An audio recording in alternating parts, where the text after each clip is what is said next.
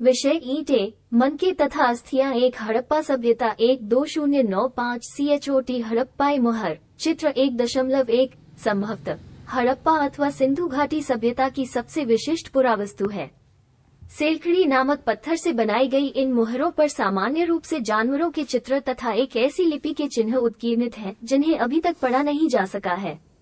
फिर भी हमें इस क्षेत्र में उस समय बसे लोगों के जीवन के विषय में उनके द्वारा पीछे छोड़ी गई पुरावस्तुओं जैसे उनके आवासों, मृदभांडों, आभूषणों, औजारों तथा मोहरों, दूसरे शब्दों में पुरातात्विक साक्ष्यों के माध्यम से बहुत जानकारी मिलती है। अब हम देखेंगे कि हम हड़प्पा सभ्यता के विषय में क्या और कैसे जानते हैं।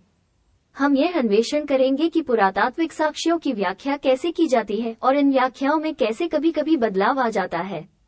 निश्चित रूप से इस सभ्यता के कई पहलू आज भी हमारी जानकारी से परे हैं और हो सकता है हमेशा ही रहें।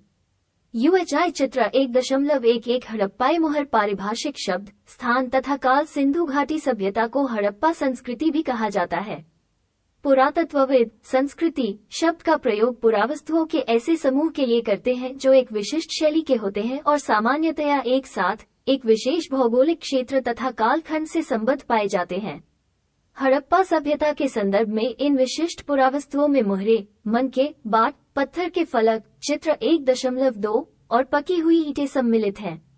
ये वस्तुएं अफगानिस्तान, जम्मू, बलूचिस्तान, पाकिस्तान तथा गुजरात जैसे क्षेत्रों से मिली हैं जो एक दूसरे से लंबी दूरी पर स्थित हैं। मानचित्र 1। इस सभ्यता का नामकरण हड़प्पा नामक स्थान, जहां ये संस्कृति पहली बार खोजी गई थी, पृष्ठ 6 के नाम पर किया गया है। इसका काल निर्धारण लगभग 2600 और 1900 ईसा पूर्व के बीच किया गया है। इस क्षेत्र में इस सभ्यता से पहले और बाद में भी संस्कृतियां अस्तित्व में थीं जिन्हें क्रमशः आरंभिक तथा परवर्ती हड़प्पा कहा जाता है। इन संस्कृतियों से हड़प्पा सभ्यता को अलग करने के लिए कभी कभी इसे विकसित हड़प्पा संस्कृति भी कहा जाता है।